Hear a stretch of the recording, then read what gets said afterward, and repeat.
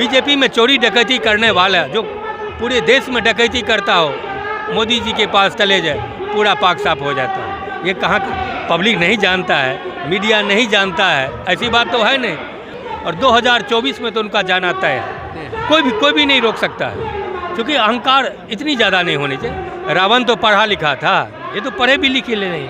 मोदी जी के कारनामा आप गुजरात से ही देखते हैं, पूरा तंत्र पर उनका कब्जा होता है और मज़े में अपना घूमते फिरते मौज करने वाले। वहाँ भी यही हो रहा है, जो सांसद के पास पर गुंडे बदमाश पार्लियामेंट में घुसे, उस पर कोई कार्रवाई नहीं होती है। बजाबते कि 142 सांसद को निकाल देते हैं। जो ब्रिजभूषण पर वो हाल हुआ, उसके ऊपर कुछ नहीं, रमेश बिधूड़ी के ऊपर कुछ नहीं, मणिपुर के ऊपर कुछ नहीं हुआ। ये तो उनका तानाशाही है। 56 इंच का सीना रखते हैं प्रधानमंत्री। देखिए, झूठ बोलने का भी हद होता है, पब्लिक सब कुछ समझ। देखिए, जीतना, अगर आप वोट परसेंटेज देखेंगे तो बीजेपी 4 करोड़ 90 लाख बीजेपी क्यों आया है, और 4 करोड़ 80 लाख के आसपास, 10 लाख तो इसमें भी कांग्रेस को ज़्यादा है। अगर इस बार भी आप देखेंगे, ये हम नहीं कहते हैं, ये भारत सरकार का न्यूज इलेक्शन कमीशन कहता है। तो ये सब तो देखिए, जीतना हारना उनका लोकतंत्र, जुडिशली से लेके एडमिनिस्ट्रेटिव सब पर उनका कब्जा हो चुका है। अच्छा, अब एक ही तरीका है उसका, पब्लिक का मैंडेट, पब्लिक जैसे लाया था वैसे पब्लिक हटाएगा, और 2024 में तो उनका जाना तय है, कोई भी नहीं रोक सकता है, क्योंकि अहंकार इतनी ज़्यादा नहीं होनी चाहिए। रावण तो पढ़ा लिखा था, ये तो पढ़े भी लिखे नहीं। रावण तो पढ़े लिखा ज्ञानी आदमी था और उतना ही ताकतवर था अपने बाहुबल पर। इनको अपनी बाहुबल पर तो ताकत नहीं है, तंत्र पर ताकत है।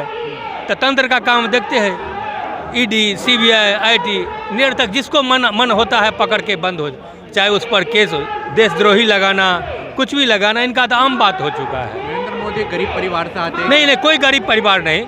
जब से ये इसमें मुख्यमंत्री बने तब से ये, अब एक बात आप कहिए ना, जो आदमी अपनी परिवार का सगा नहीं हो सका, जब ये मुख्यमंत्री थे कभी घर में आते थे, सारे परिवार वाले को निकाल दिया जाता, सिर्फ माता जी को छोड़ के। ये कहाँ का नियम है?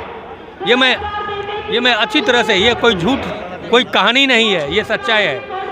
इनके एक मंत्री का भाषण देखिए ना, गुंडे की तरह भाषण देते हैं। ऐसा कहीं हो? आज तक के पत्रकार को देखिए कि जो ब्रिजभूषण सिंह ने क्या दुर्दशा किया था, चौधरी को तिहारी कह के स्मृति ईरानी जी ने क्या बोला था, ये आपको भी पता है। रमेश बिधूड़ी ने गाली बकी सांसद में, और उनको प्रमोशन मिला। बीजेपी में चोरी डकैती करने वाला जो पूरे देश में डकैती करता हो, मोदी जी के पास चले जाए, पूरा पाक साफ हो जाता है। ये कहाँ पब्लिक नहीं जानता है, मीडिया नहीं जानता है, ऐसी बात तो है नहीं। जब चैनल, अभी जो नरीमन साहब रिटायर करके गए हैं जस्टिस, 3-4 दिन पहले वो सीधा बोले थे, जो चीफ जस्टिस साहब को पत्रकारिता में जो भ्रष्टाचार है उसको मिटाना होगा और कड़े कदम लेना होगा। बहुत सारे चीज़ों का जिक्र किए, कैसे राम मंदिर, कैसे क्या क्या, सब कुछ वो बताए। बोले कि हम लोग चुप थे, अब तो चुप नहीं हैं, अब रिटायर हो चुके हैं, अब बोलने की आज़ादी है। सब कुछ बोल के गए। क्या हो रहा है? सीजीआई का देखबे कि बहाली के रूप में क्या हो रहा है। और 2 आदमी अगर मोदी जी का खुद ही होगा तो उन्हीं का सीबीआई होगा, उन्हीं का इलेक्शन कमीशन होगा। अभी चीफ जस्टिस को हटा दिया गया कमेटी, इससे क्या होगा? लोकतंत्र और कमज़ोर होगा, वो ज़बरदस्ती जीतते रहेंगे। तो यही पब्लिक है। ईवीएम को आप तमाशा देखबे किए, कई जगह ईवीएम हैक हुआ है, नंबर 1। दूसरी बात, सील टूटा हुआ मिला है। लेकिन मोदी जी का राज है ना, कुछ भी मोदी जी के राज में जांच नहीं होती है। जिसको मोदी जी, जिसमें खुद इन्वॉल्व हो, पार्टी इन्वॉल्व हो, उसकी जांच नहीं होती है। विपक्षी का जांच होती नहीं है, ये जांच करते नहीं, एकदम तुरंत ठप्पा मार के एकदम क्लियर कर देते हैं। कुछ लोग ये कहते हैं कि 2024 में आगे संविधान बदल देंगे। ये बहुत कुछ होने वाला है। इलेक्शन कमीशन पर उनका सब कुछ पर कब्जा, कोर्ट में भी कब्जा हो चुका है। आप ही बताओ, ये नैतिक है या अनैतिक है? मैं आप ही से सवाल करता हूँ। आज़ाद होना चाहिए, स्वतंत्र होना चाहिए, सब कुछ स्वतंत्र होना चाहिए ना। सबसे बड़ी चीज़ है मीडिया। आज कई जो प्राइम चैनल के कई पत्रकार, मैं नाम नहीं गिनाऊंगा, बहुत सारे लेडीज पत्रकार, बहुत सारे जेंट्स पत्रकार, वो बिक गए हैं। मोदी जी को आज तक इंटरव्यू नहीं कर पाए, अमित शाह का इंटरव्यू नहीं कर पाए, लेकिन दूर से उनका ढोल बड़ी अच्छा लगता है। अमित शाह, मोदी, अरे जाके कभी हिम्मत हो तो थोड़ा सा बैठ भी तो ले देखो, सवाल पूछो और देश के लिए सवाल पूछो। मोदी जी का कोई मुद्दा नहीं है, न महंगाई न बेरोजगारी, उनका मुद्दा है राम मंदिर, सनातन, मणिपुर उनका मुद्दा नहीं है, रेसलर उनका मुद्दा नहीं है, दिल्ली दंगा मुद्दा नहीं है, हरियाणा दंगा कोई मुद्दा उनका नहीं है। उनका मुद्दा एक ही है, पूरा विपक्ष को ख़त्म कर दो, अकेले राज करो। ये तो हिटलर शाही है। कह रहे हैं गरीबों का मुफ्त इलाज करा रहे हैं मोदी, घर बाबूजी बांट रहे हैं। आप क्यों भीख दे रहे हो? यही चीज़ तो रेबरी आप केजरीवाल को बोल रहे, आप क्यों बांट रहे हो? आपकी क्यों ज़रूरत पड़ा? 10 इंडस्ट्री खोल दो, सारा टेंडर आप अडानी को देते हो। पूरे देश के मालिक आप अडानी हो, किस लिए? कि आप पर वो कब आपका खर्चा वहन करता है, इसलिए आप उस पर मेहरबान। लेकिन ये देश के लिए तो अच्छी चीज़ नहीं है। हर चीज़ ट्रांसपेरेंसी होनी चाहिए, पारदर्शिता होनी चाहिए, ताकि लोगों में एक विश्वास जागे। विश्वास तो साफ खत्म हो चुका है। पैसा रहेगा तो कभी भी किसी को लोग खून कर देगा, क्योंकि न्याय तो यहाँ मिलता नहीं है, न्याय तो पैसे पर बिकते हैं। लेकिन ये समस्या का निदान तो नहीं हुआ। स्वच्छ प्रशासन होनी चाहिए, ताकि आम आदमी को क्या चाहिए? चलने के लिए सड़क, बिजली, पानी, स्वास्थ्य, शिक्षा, और क्या चाहिए पब्लिक? कहते हैं 2024 में इससे भी ज़्यादा सीट लाकर दिखाएगी बीजेपी। बीजेपी तो मान लीजिए 543 है, वो 500 सीट लेके आए। कैसे लेके आएगा इस पर निर्भर करता है ना। पब्लिक के वोट से तो वो नहीं जीतते हैं। इस बार भी आप देख लो, 4 करोड़ 90 लाख कांग्रेस को वोट आई थी, 4 करोड़ 80 लाख बीजेपी को वोट आए। लेकिन खेल तो आप जानते ही ना, बैलेट पेपर का इतना सुंदर खेल होता है, जिसमें ये मास्टर डिग्री इनके पास है। कुछ भी करो, सबको डरा के रखते हैं। डरा के रखने वाले, इससे पहले भी तो बहुत प्रधानमंत्री आए, कहाँ किसी को कोई डराता था, कहाँ कोई डरता था। निष्पक्ष रूप से अपना हल्का फल्का तो हर जगह कहीं ना कहीं होता था। मणिपुर का देख लो, आज तक कभी बोले प्रधानमंत्री? कभी नहीं बोले, न कोई गया। 6 महीना 7 महीना हो गया, दुर्दशा है। वो इजराइल पे बोले, इजराइल से क्या लेना देना? अपनी देश की जनता, अपनी देश का जनता हमारे इजराइल से क्या लेना? अमेरिका से बोलो ना, हाई हिम्मत। चाइना से बोल के देखो, 4600 स्क्वायर किलोमीटर कब्जा कर चुका है, लेकिन ये बोल नहीं सकते। 18 बार जो अब चाइना के साथ प्राइम मिनिस्टर का मीटिंग हुआ था, कोई रिकॉर्डेड नहीं है, अनरिकॉर्डेड। मतलब क्या बोली, क्या नहीं बोला, कोई सच्चाई नहीं है। तो चाइना से बोल के देखो, अमेरिका से बोल के देखो, तब हिम्मत समझे। रसिया से बोल के देखो, तब बड़े से टकराने का तो हिम्मत नहीं है, तो बड़े से क्या बोलेंगे?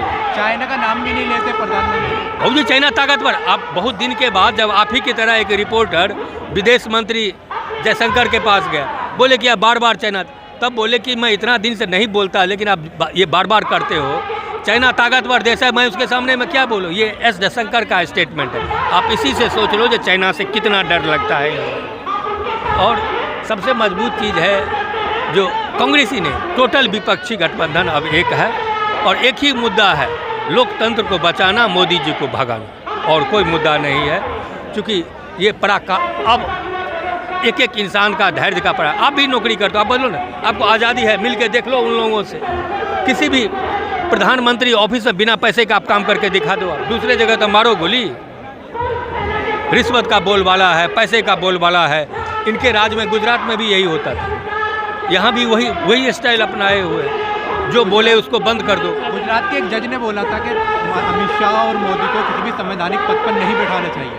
भाऊ जी, संविधान इनके लिए कोई मतलब, आप ही बोलो ना, भारत का न्यायपालिका का सुप्रीम कोर्ट, सर्वोच्च न्यायालय, कोई उनका तो डेली अवमानना करते हैं। कोई मतलब नहीं, सो अपने ही अध्यादेश पारित कर देते हैं। ये कोई तरीका है? सुप्रीम कोर्ट भी तो एक व्यवस्था है। आप पत्रकार, जब तक आप लोग चौथे स्तंभ हो, जब तक ये स्तंभ समझ लो कि 100% फेल हो चुका है। मीडिया, टोटल मीडिया 101% बिका हुआ है। कोई भी चैनल का उठाकर देख लो, तो यही चीज़ है। हम लोग तो यही उम्मीद करते हैं जो लोकतंत्र को बचाना है और मोदी जी को भगाना है, और कोई दूसरा चारा आम पब्लिक के लिए नहीं है। आगे वो क्या करेंगे? मतलब इलेक्शनें बंद कर देंगे, अकेले जब तक जिंदा रहेंगे तब तक राज कर, कोई भरोसा नहीं उनके खोपड़ी में क्या चलता है। कह रहे हैं 70 साल से लूटा है कांग्रेस ने। बाबू जी, 70 साल से आप जो 7वां पास किए हो, इसका मतलब गुजरात में स्कूल था तब ना आप 7th क्लास किए। एम्स तो आज का बना हुआ है, सफदरजंग आज का बना हुआ है, राम मनोहर लोहिया आज का बना हुआ है। नहीं समझे बात? ये तो बहुत दिन का बना, IIT आज का बना हुआ है। ये तो बीजेपी ने नहीं बनाया। आप 7वां क्लास पढ़े हैं, इसका मतलब है कि गुजरात में मिडिल स्कूल था, जवाहरलाल नेहरू ने बनाया था। इसका मतलब तो यही हुआ ना। तो फिर नहीं कैसे विकास हुआ? लोग जिंदा नहीं थे क्या? आप बीजेपी को मोदी जी को कौन जानता था? 9 साल से लोग न जानता है, इससे पहले तो कोई जानता भी नहीं था। वो गुजरात के चीफ मिनिस्टर थे, प्राइम मिनिस्टर के लिए बोलना पड़ता है, हाँ देश के प्रधानमंत्री मोदी, लेकिन गुजरात से तो मुझे कोई लेना देना नहीं। आम आदमी किसी को लेना देना, जो वहाँ रहता है उसको लेना देना है। इसलिए वोट एक अलग इशू है। जनता में 101% नाखुशी है। पब्लिक त्राहिमाम, बेरोजगारी, महंगाई, किसान आंदोलन, सब में ये फेल है। पास तो वो किसी में, यूपी में देख लो ना, अब गुंडे को पैसे देने की जरूरत नहीं, पुलिस वाले को पैसा दे काम करवा लो आप। मोदी जी ने काला धन मंगा लिया नोटबंदी के कुछ लिए। भी नहीं, कुछ भी नहीं। अरे बार बार नोटबंदी, एक बार 2000 को लाए, फिर 2000 को वापस, ये कौन सा तरीका है? अब में ये हमेशा एक्सपेरिमेंट, जनता को घुमाना। लोग कहता है ना मध्य प्रदेश, छत्तीसगढ़, राजस्थान में नए मुख्यमंत्री को बना, इनका तो काम ही है, नए को नहीं बनाएंगे। शिवराज सिंह को बनाते थे, शिवराज सिंह का बात सुनता। इनको तो पिट्ठू को बनाए हैं जो हमेशा इनके चापलूसी में लगा रहे और अपने हिसाब से राज करते रहे। तो 2024 में जा रहे हैं मोदी जी? 101%। मैं अपनी तरफ से तो यही कामना करूंगा। बाकी तो पब्लिक से मालिक है, वोटों का मालिक तो पब्लिक है। हाँ, कुछ खेल इनका ऊपर में है। अगर बेईमानी ना करे तो? बेईमानी नहीं करे तो 101% ये हार जाएगा। 2024 मोदी जी को जाना तय है। सर बहुत शुक्रिया।